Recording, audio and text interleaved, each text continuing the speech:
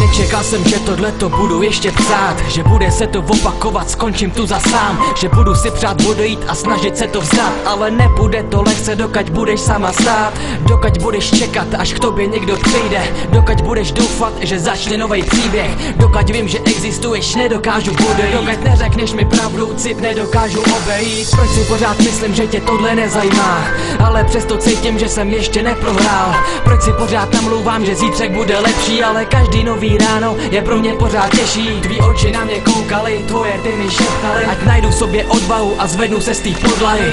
Já jsem tě vyslyšel a zvednu svoji ruku, čekal jsem, že mě chytneš, ale ty odešla domů. Myslel jsem si, že jsi anděl, co přišel, aby mě zachránil, místo toho střílel. Myslel jsem si, že jsi moje budoucnost, ale děláš všechno proto, aby zbyla minulost. Myslel jsem si, že jsi anděl, co přišel, aby mě zachránil, místo toho střílel. Myslel jsem si, že jsi moje budoucnost, ale děláš všechno proto, aby zbyla minulost.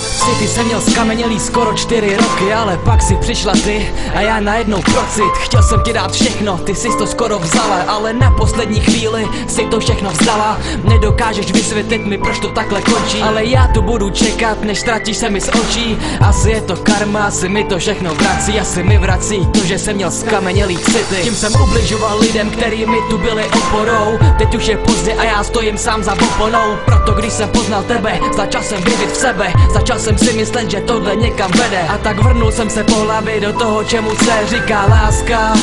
Viděl jsem nás dva, jak jdeme ke hvězdám a žijeme svý sny, ale ty jsi mě probudila